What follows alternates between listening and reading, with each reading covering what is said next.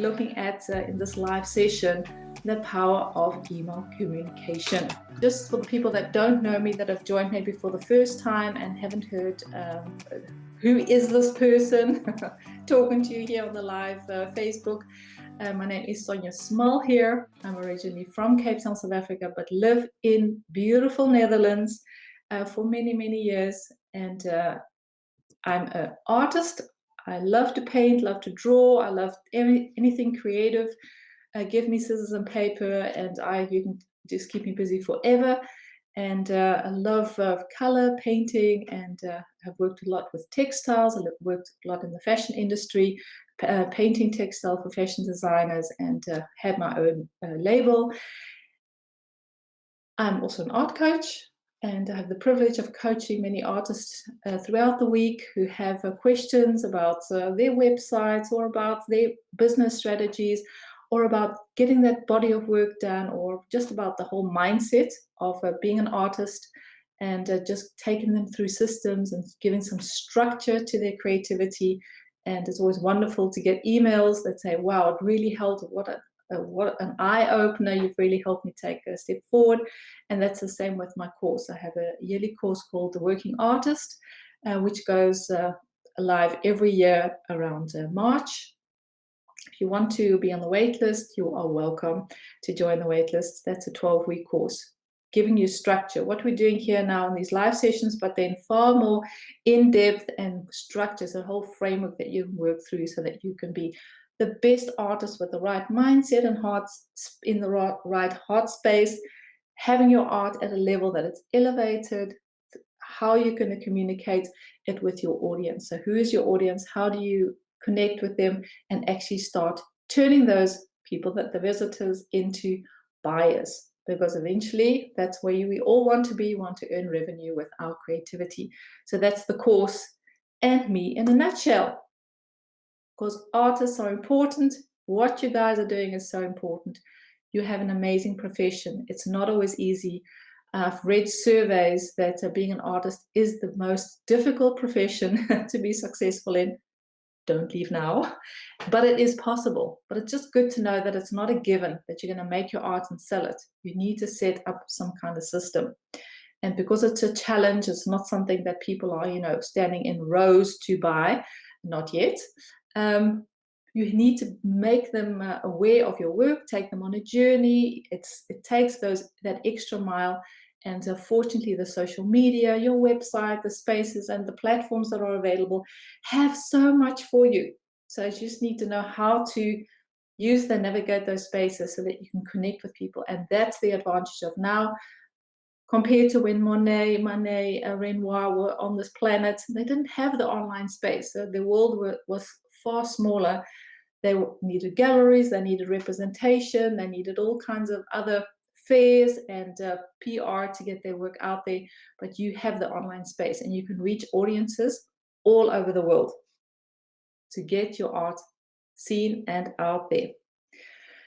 For further tips, as I said, I may have a podcast that you can listen to. Just subscribe to the YouTube, to iTunes or to Spotify. That's where you'll get a notification when there are new episodes coming up with artist interviews, just with tips, just to make it practical and to give you inspiration of how you can grow your art into a business. And there are resources on my website. So make sure that you can have a look at my website. It does get refreshed and renewed with new things coming up. So you're welcome to, the space is yours. That's why I'm doing it, just to help you guys get more successful with your art. And that's this Facebook community too.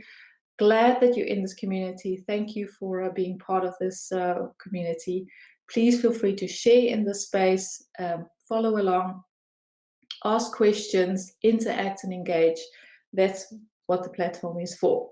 Tell your friends, invite them to join if you know other artists that are looking for a community or looking for places where there's tips and there's sessions.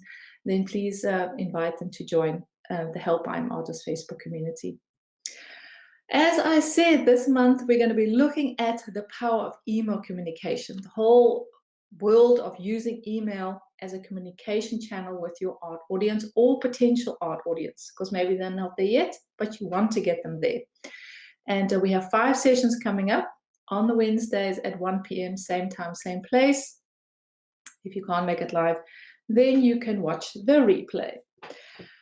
Who of you have an active email list? Please put in the comments. Hi, Nina. Didn't say hello to you yet. From Sverige, from Sweden. Great that you could join the session. Painting mainly acrylics, semi-abstract, fairy tale-ish figures and landscapes. Good to have you here, Nina.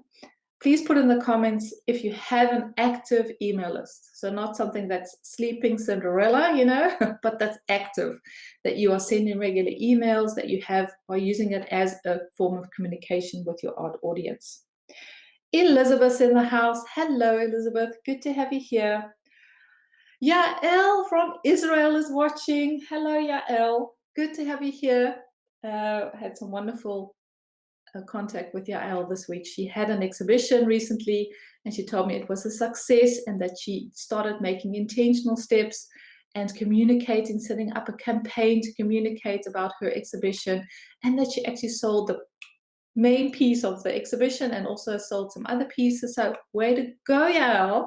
I'd love for you to join a live session in the future on camera and share your story if you're open for that.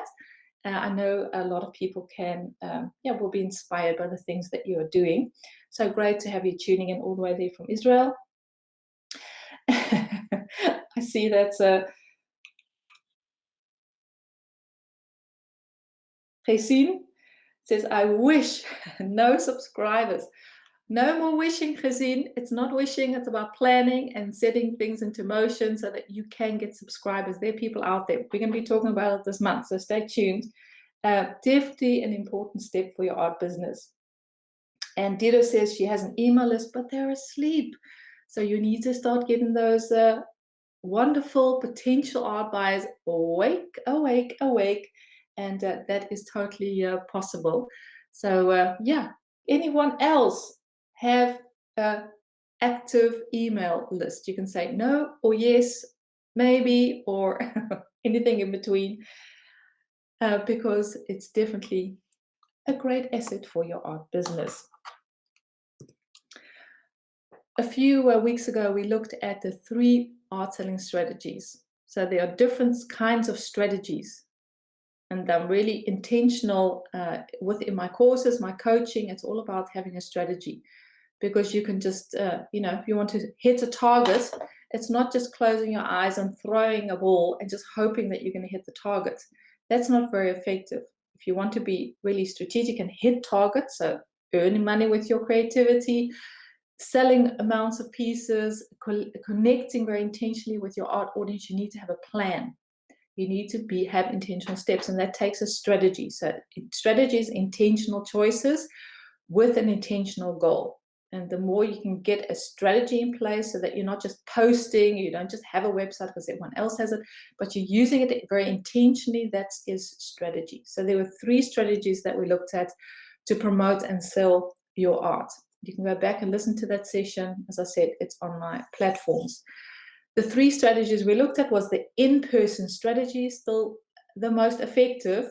Once this whole COVID thing is over, we can start connecting more in person, because if people meet you in person, they can see you, they can see your gesturing, they can hear your passion, they can see your work, and you can tell them about your art. That is an amazing strategy. They won't forget very quickly. So definitely a strategy to pick up again and be ready with your art story. And Ramon Schalk, he's a sculptor from the Netherlands. He was also my podcast number 40, and he talks about having your story ready. So when you're meeting someone in person at an exhibition, at a gallery, at a wherever, and they ask you, what are you doing? You don't oohing and ahhing and saying, oh, I'm an artist. No, do you have a story ready so that you can, you be like the living, walking business card. And Dido tells a story about that in her episode 241, where she had her business card with her with pictures on it, and she could give that to an owner of a restaurant. And then a while later, she was exhibiting in that restaurant. And then we have the online strategy that, of course, is amazing with all the possibilities. Social media, your websites, all the different blogs, guest posts that you can be on, guests in podcasts, etc., etc. There's so much possible with the online space. And then email as a strategy. And that'll be our focus in the month of June. Because let's have a look at traffic. And you think, traffic? Traffic is about getting people onto your social platforms, getting people onto your website. There's a way to do it. It's not just, hoping, thinking, cross your fingers, I'm going to get traffic on my platforms. You can take intentional choices. And there's 3 kinds of traffics that I just want to highlight briefly. There's the traffic you have no control over. There's traffic, people, visitors that you have some control over. And then there's that audience that you actually own the control, the traffic over. And of course, that's a given. That is the best place to be. What you have no control over is who is visiting your website. You can't force people there. You can't, it's just organic. People are searching maybe in the Google search and they happen to come onto your website. Or you're posting a post and on your Insta, your Facebook, LinkedIn, wherever you are, you have no control who's going to be seeing that, whether they're going to be there, are they going to be watching? Is the algorithm going to present your art or your piece or your blog or your written piece in the feed of that social channel? Because you can put 4 computers next to one another, have the same Facebook page open, and every computer will have a different feed. Different things will be shown. That's just how it works, depending on what people are liking, what people are following. So it's not a given that people will see your work. They say between 10 to 25% of your followers actually see what you are posting. So that is very small. All that effort of writing all your posts and then so few people see it. So there's no control there. So that's not a very good business strategy because there's a lot of work and it's not that effective. And then there's that communication that you have some control over, the traffic to people to see your content, your art, or a latest work, or a new video that you've put out, or maybe you have a workshop coming up and you've put it on your website. And you have some control because you can have paid ads, for example.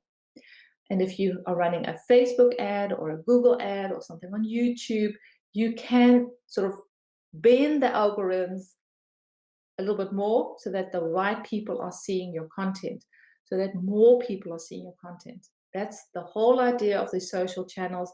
It is a big marketing machine. Now you can you can beat them, you can join them, you can leave. That's just, I don't know what your feelings are about this, but it is something that you can use as a marketing tool, which gives you far more control who's actually engaging with your content, with your post, with your blog, with your website. But there's a paid system behind it. And then you can strategically send people, as they're clicking on so maybe you've made a post and you are boosting that, or you're paying for the right people to see it. Once people click on it, you have that data and you can then interact with them further. So that's maybe a little bit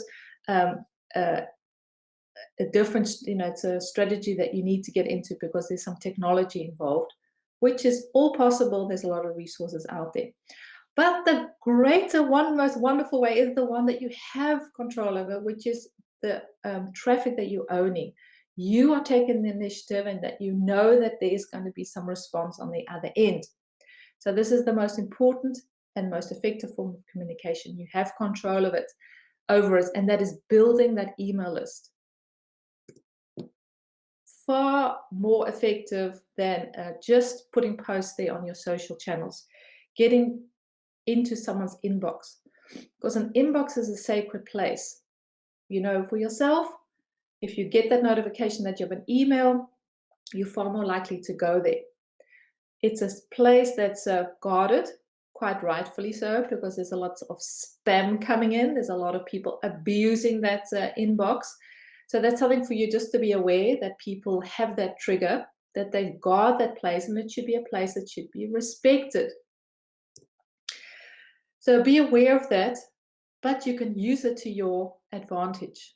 If you are creating emails that are worth someone's time, energy, that you make it beautiful through adding some piece of art or an image, or carefully choosing your words, not making it too long, just giving someone a breath of fresh air as they're opening. up your email, you really can make someone's day. And you're cutting through the noise. Social media, totally overcrowded, so much going on. There are many distractions. And when you come into your inbox, it's a little bit more curated. You're coming into someone's space, and there you can have and share your content. And people will far more likely to remember things if you are using this in an intentional, on a consistent basis, and if you make it worth their while. And there you can start that conversation. So there are many reasons to use email communication.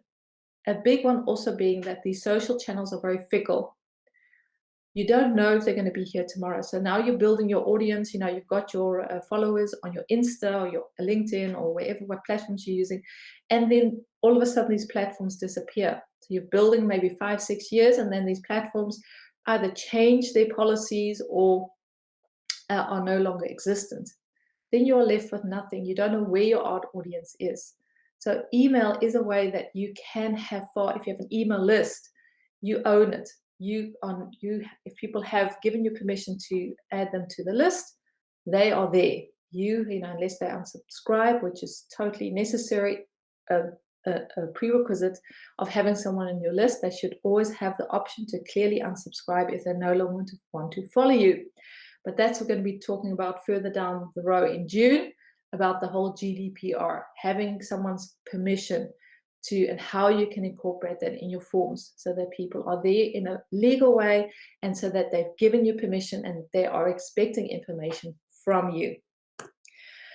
So my big tip for you, or my big, what I can't say loud enough, is start your email list today. Whether you are just beginning or that you're intermediate, emerging, or an experienced artist, that email list, you can't start it sooner enough. This is something that made a huge difference in my business. Many of you wouldn't be here. I wouldn't be able to communicate in that direct way if I didn't have the email list. So it really is can be such a pivotal point in your business, in how you're communicating with your art audience. I did write a post in the community as we're talking about this topic about resists, because I know there are some resists in this area to start an email list. Just quickly put in the comments, what is your biggest resist? Maybe you have an email list and you're fine about it. You don't have resists, it's working for you. Then you say no resists. But if you're feeling at this point you're wanting to start an email list, or you have one, but you feel a resistance, just let me know in the comments. Love to hear. So what is your biggest resist when it comes to building an email list? Elizabeth says technology. Yeah, lots can be very daunting and overwhelming because you have to get that system going. So can relate to that, Elizabeth. Any other resists when it comes to setting up your email list, using that email as a communication? Throw it there in the comments. Dida says the frequency. So getting it out there consistently, and the topics to stay interesting. Yeah, that can also be like, okay, what do I say? And Rebecca says it takes time. Yeah, for sure. It is something that needs to be part of your art routine, part of your art business. Time, says Tanya. Yeah, so many reasons why we could be not incorporating email communication in our strategy.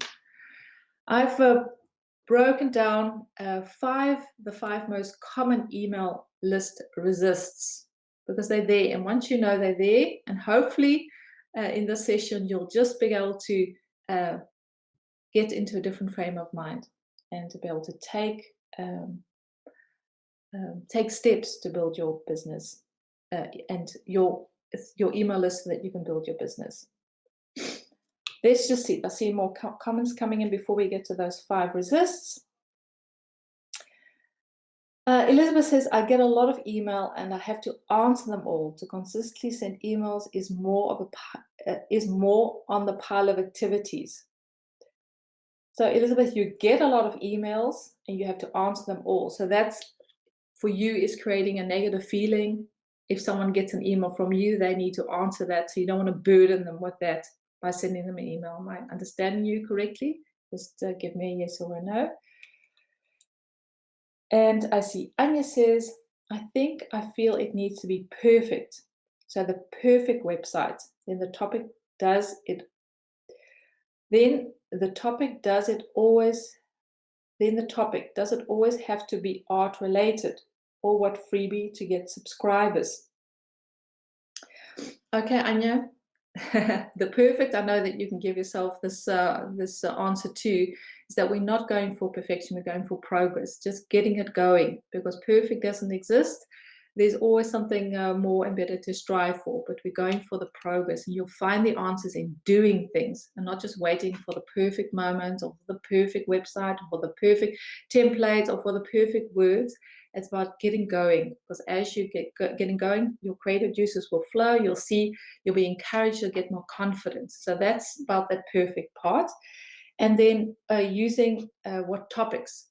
We will be talking about that further down the line in this series, about what is that you actually want to be communicating and getting really clear about what your topics are. And you can plan it all ahead of time. That's the beauty of scheduling. You can schedule, time also in your art routine, that you can take a day to write those topics, brainstorm those topics, and we will be looking at this further down the line, as I said, and getting subjects down, getting themes down, and then writing small posts about it. And doesn't have to be lengthy. I mean, I see you all are active on social media.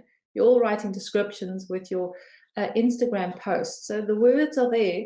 How can you turn that into an email? Because getting into that place where people will see it far more directly. So it's actually that Insta post that you're putting into a space that you're sending an email, and then making it worth their while. Let's see. You don't want to burden them.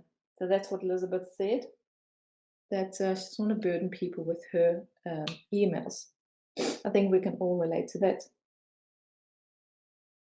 Nina says, one of my resists is that I can't decide which language to use in my emails.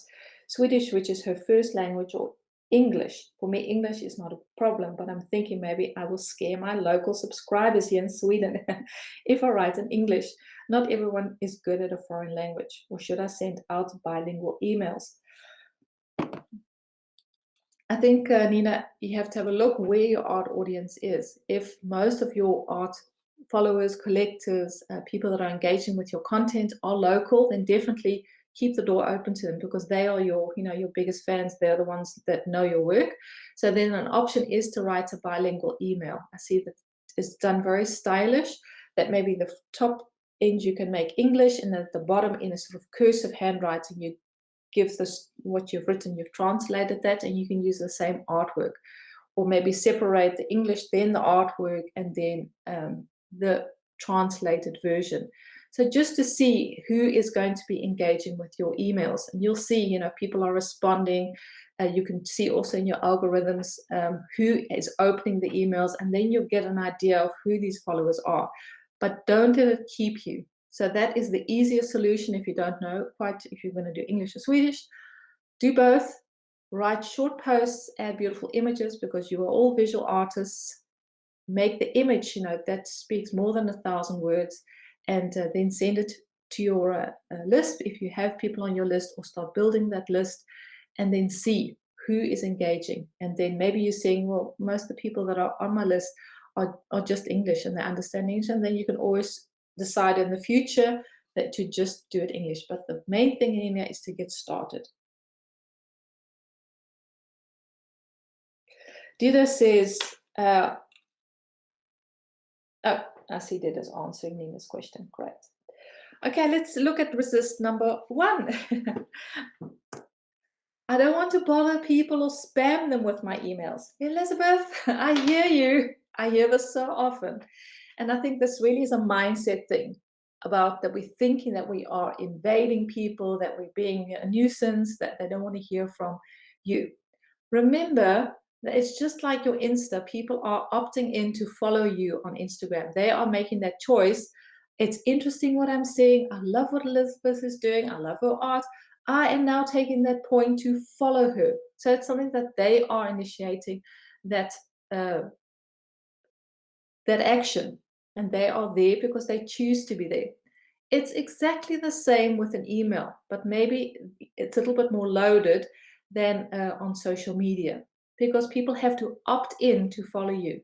They don't just happen to come onto your email list.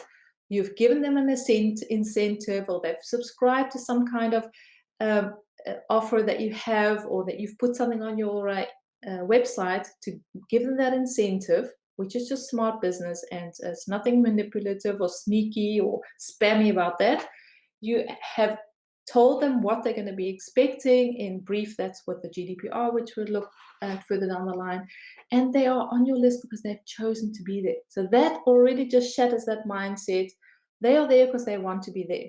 Now it's up to you to decide what are you going to be sending so it's worth their while. And remember, you have an amazing profession. You are, all of you are making art. You have a creative profession, which is an enormous privilege, but also just wonderful to share with other people, because not everyone sees what you see. Not everyone sees the world as you see it. And just by putting that into words, adding that image, you are going to offer people some moment of reflection, moment of inspiration, because emails aren't just selling, selling, selling. You're not just sending emails when you have a new exhibition. This is something I want to encourage you to do at least twice a month, to send an email. Start, if you're not having anything, start with once a month. First Monday of the month, you're sending that email, just to let people know that you are there, you're waking up your list ditto, and you are sharing your what you are passionate about, your something that is related to your art. You can start increasing the frequency as you move along. But put down on paper your point of vision. How are you looking at the world? What inspires you? So it's actually that post that you're putting on Facebook, on Instagram. You are breaking it out, curating a little bit, and putting that into an email, and you're sending that to them, because it reminds them, oh, Dito's there, Elizabeth's there, Nina's there, Yael's there, that you are, Anita's there. All of you are, they are just a reminder, because there's so much out there, so much clutter, and so many noise, and so much, and if people are opting in, Elizabeth, and all the other people that had the resist, that you think that you're bothering people, that really is a mindset shift that I hope that you can make, and that people will be looking forward to your content. And if they don't want to be there, and they think, oh, made a mistake, don't want to be there, they can unsubscribe. So there's a very natural way of keeping it organic, and you just have to believe that the people that are there want to be there. And I saw Dida say this, I don't know what to say. You don't know what content to write, and what is it that you're going to be sharing. You have an interesting life, and maybe you think you are looking from the inside out, that it's not so interesting. But do a brainstorm and write down the things that you are busy with, that inspires you, how art has touched you, how art has changed your life, a moment of inspiration. Put that down on paper as you're working. Get those words out of your head, out of your heart, on paper. And then you'll start seeing that you have things to say. It's about finding your voice. You're finding your voice in your art. You're saying things through your paper, through your art, through your acrylics, through your oil paintings, through all the materials that you're using. You have something to say. But how can you put that into words? How can you make actually art out of your words? So not just having the artwork, but what is it in words? And the more you practice getting words out, the easier it's going to be. And it's something that you need to maybe journal. Just take a moment and journal. Like every morning, take 10 minutes just to get words out. Or start a diary, or in your sketchbook, getting words. And you'll find that you have something, you definitely have something to say. And that there are people that want to hear from you. You've all watched beautiful movies, or watched listen to beautiful music. These are visual words or music words. People want to hear. You have something to say. So hopefully that mindset number 2 it's not valid. People are there, they want to hear from you, and you definitely have something to say. Just continuing on this, who wants to hear from me? That can be also such a huge resist that people aren't waiting for to hear from you. But once again, they have opted in to follow you. They're there for a reason. And yes, there are people that want to hear from you. And you can sprinkle your posting so that you can decide and have different kinds of emails. And you can get more, if you love some structure, you can really structure it. Like, I'm going to send one that's inspirational, an email that's inspirational. My next email is going to be educational, depending on your art audience. Maybe you have people on your list that love a certain kind of art form. They're following you because they love bookmaking, or they love handmade paper, or they love a certain genre. And you're going to give them some kind of background into your process. So how you came to your idea, or something unique about that material, or about that technique. So that's more of an educational post. It could also be that you are reposting something from somebody else. So maybe you went to an exhibition, or maybe you were in nature and you were inspired by something. So that's an inspirational post. That could be from a third party, was just cheering someone else on and sharing about what they are doing. And then sprinkled between these, they're promotional. They say, I've got something coming up. I'm going to be opening my exhibition in 3 weeks. Please go to my website. Call to action, activating, getting people moving. Go to my website and check out a sneak peek. So there's that promotional side. And then you have sales emails. But we will break this down further in June. We're going to be looking at different kinds of emails. So you're giving them different reasons to engage with your content. So it's not just the same posts. You are going to be sprinkling a mix. So that is for you. It's you can have an overview, and it's more inspiring for you to put that down. And they don't have to be long, short, just a few sentences. It doesn't have to be long emails, but you have to have the right ingredients. And next week we're going to be looking at the anatomy of an effective email. So make sure you tune in next week, because we're going to be breaking it down. And there's certain parts of an email that makes it inspiring and effective, so that people are engaging. I saw this too in the feed. I don't have time. I can relate. Time just flies, and it can be our friend time. It can be our worst enemy. I just want to break it down very simply. You are spending so much time on your art. You are spending time in your studio. You are setting aside time to maybe run your art business. And it's definitely not the intention for your art to stay there right in your studio, not having people to engage with it. You don't have the time not to do it, I would like to say.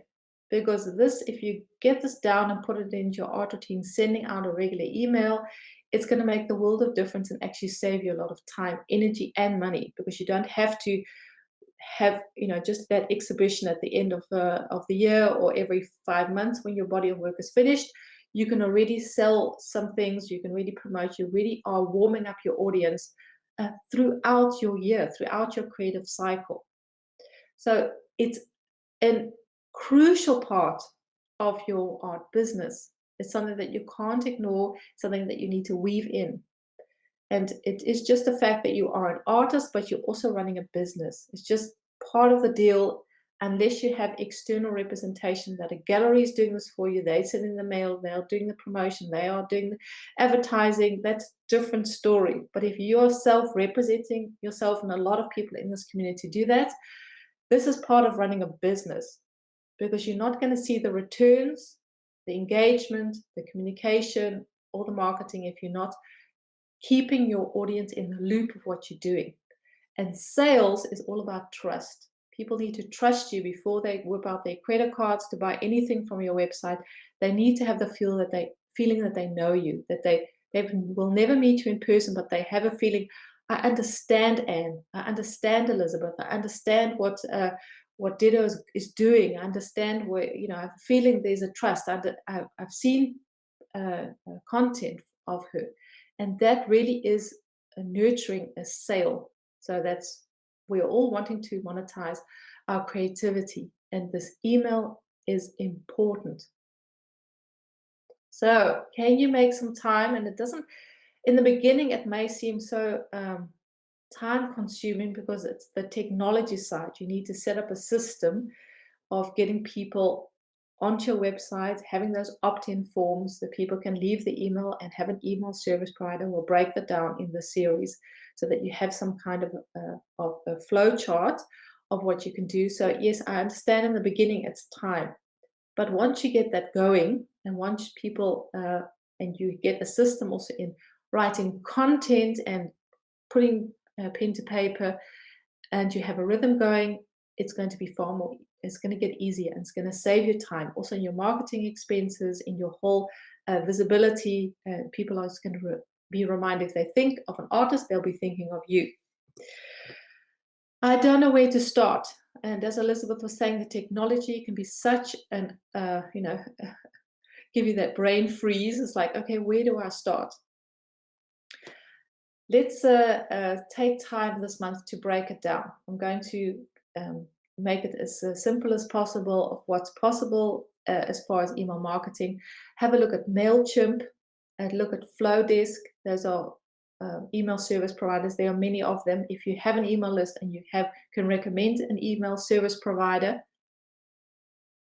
is the place where your emails are stored, because you have your own address book when you have maybe Mail or Outlook, or where you store your email addresses of people that automatically come up in the to section when you're writing an email. If they've been there before, they come up there in that space.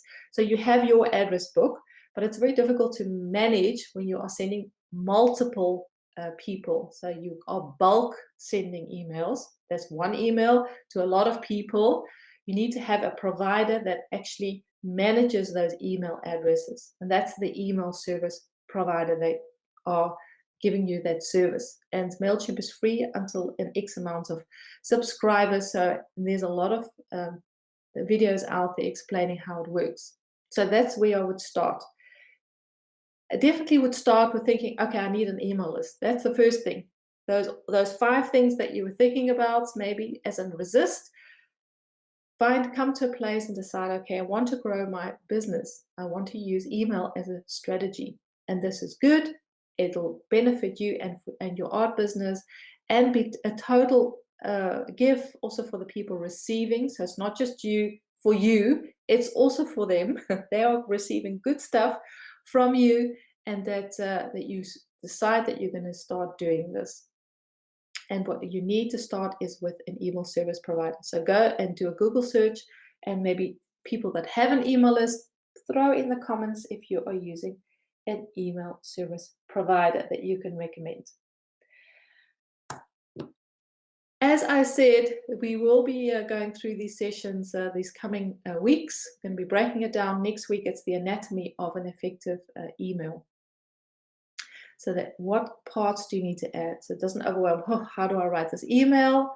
No, there's certain things that you can add, can be super simple, but if it's intentional and you've thought about it, then it will start having effect, and not waiting for things to be perfect. Get it going. Get it going. This is your month in the June. So at the end of June, you should all be starting or busy with your email lists so that you can start building that connection with your email, with your audience. Any questions about what we've spoken about? So let me just go back and see. Guys, I see that you guys are busy in the comments.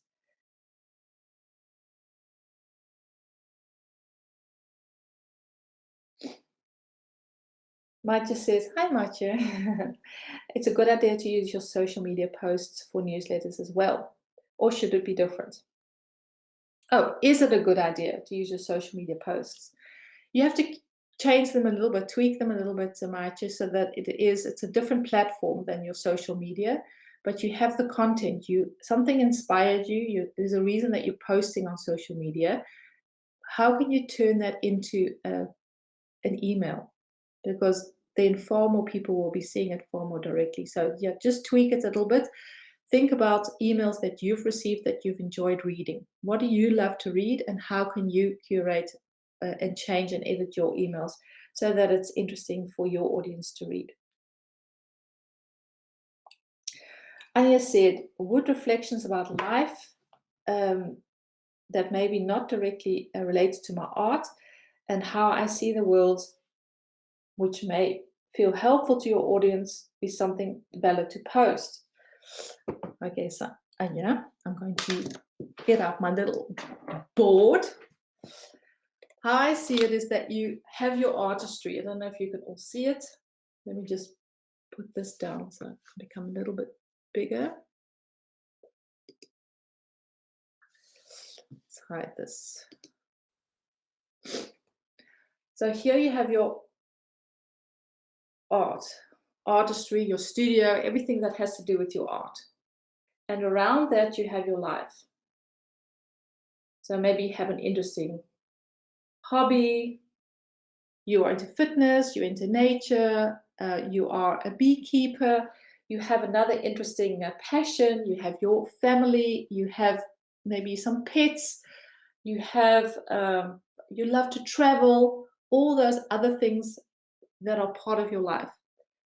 How do these parts, or a book that you've read, what are those, where do they interlink with your artistry, with your studio, with the way that you see the world? And this is all that place here that you can use for your content, for what you're going to be sharing with your art audience. So it is related to your artistry. It can be directly related to the art that you're making, of course, but there's that whole area that is related. See that? Let's see. Yeah, there. To your art, other areas in your life. So it's definitely, if it's relevant and that there's a, people can see that connection and context, then yes, definitely use that. And that's different for all of us. Some of you like maybe more the private that you're just going to be posting on your art. That's also totally fine. This is a personal journey. You have to feel and do what you're comfortable with, because that's going to have the most effect. If you are happy about it, other people are going to be happy about it. So yeah, definitely, Anya, find places where that interacts with your artistry, whether it's a book or movie or a travel that you did, what inspired you. You can add that to your, definitely can post about that or write an email about that. Marcia says she's using, Didis is MailChimp, and Marcia's using Active Campaign, which is also a wonderful platform because it has a lot of possibilities if you're going to be using funnels and different marketing methods. Marcia asks, would you recommend having a blog next to emails and social media? Blog could be a way to attract people to your website. Definitely. We talked about that 2 weeks ago, Marcia, about how blogs is a wonderful way to share more depth, because Insta posts, you can only have so many characters and people aren't really reading. A social post, it's more images and then just briefly scanning. So blog really gives you an opportunity to go more in depth about a certain body of work or a certain painting that you've made or an artwork, that you can give the story behind it. You can really give your point of vision. So definitely having that blog option on your website is a plus. And of course, you're using more words on your website. And that's a challenge for creators, because if you want to be found in the organic search, images won't just do it. And a lot of artist websites are really populated with images, but no words. And that's very difficult for the algorithm to rank you. So having the right words, using the right titles in your blog posts, so using the H1 and the H2 options, so that's the main heading of a blog post, and a subheading of your blog post, and using keywords in those, the first 65 characters of how you would like people to find you. That's really strategic to get people onto your website through the organic search. So as they are typing in the search bar in the Google. So definitely, if that's something that you like to do, add that blog. And that is also just a good practice of writing about your art, because it's not just images, It's words, and these words you can recycle and use in your posting, but also in your email communication. So getting more avid and used to using words, a winning strategy, Marcia. Thank you for asking. Rebecca says, let's see, Rebecca, can you send an email to someone who hasn't subscribed, to someone who bought something from you at a web shop, for example? You can send them that email that says, thank you for, the thank you email. Thank you for purchasing the product. Maybe they were at an in-person event or at a exhibition, and you have a guest book, and people are writing their details there. You can say, well, thank you for visiting, or thank you for purchasing this product. I just want to let you know that I have my new work out on my website, or I have something new coming out. I know it's going to, if you like, this is really going to inspire you, then please head over to my website and join my list. You have to ask them to join. They need to give their permission. And that's with the whole GDPR thing. It is a controlled, something that is regulated. So they need an opt-in form. You can't just take people from a list. Maybe, they filled out their details and put them in your email list, because then the commissioner might come and say, okay, I need to see the permission of the people on your list. So that's where that, when you sign into an email list and people are giving their consent by marking, I consent, or I agree, that that's the permission actually. And that's all stored in the MailChimp or whatever provider you use it. So there's proof that are there on your list. So you can send them that one email. That's sort of valid. That's not spamming. That's not illegal. You have got their email from them. You're not going through the, looking through the web, looking for emails for people to send information to. If there's a relationship already, they've purchased something from you, and you can send them that thank you. So it's a nice gesture. You're thanking them for their purchase. Show them that there is a way that they can join your community, join your list, join your, to hear more about you. And you can even create something, an incentive, that they can download something from you for free. We'll talk more about this in the series, so that you make it worth their while, and then they can give their permission. So hopefully that answers your question, Rebecca.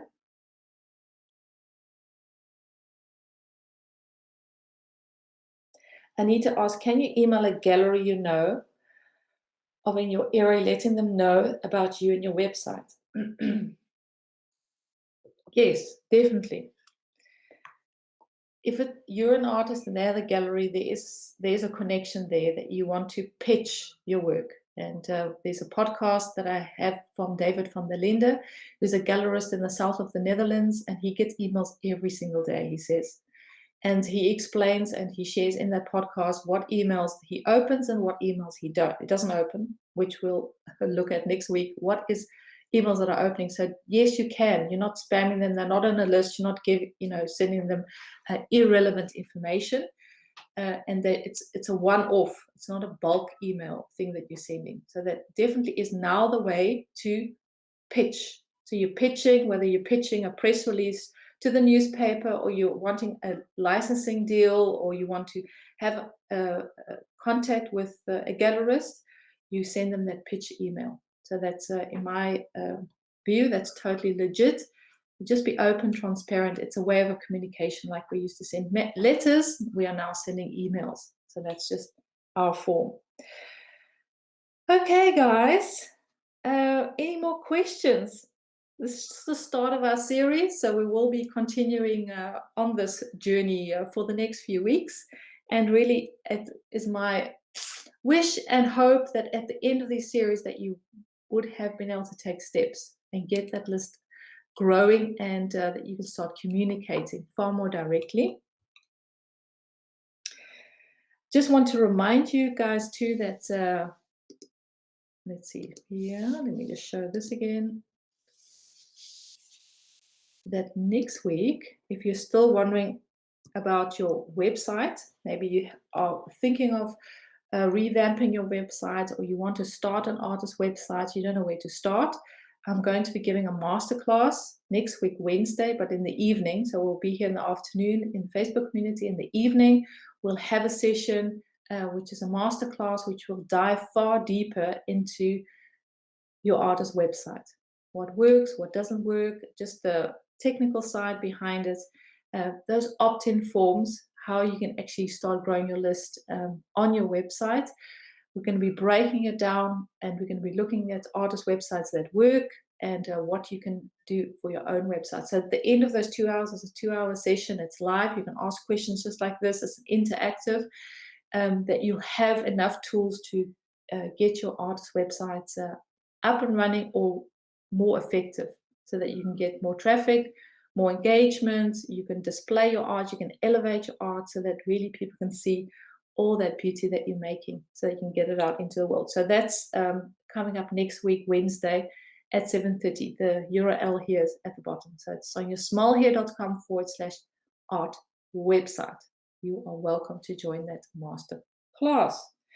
Okay, guys, that's all for this week. Thank you very much for joining the session. Good that you're here. The community is all yours. You are free to share your work, your URLs, and interact, and as we help each other on towards more artistic success. I wish you all the best for this day. It's a sunny day. I'm heading straight outdoors as it is just so beautiful outside, and be looking forward to connecting with you next time. Bye.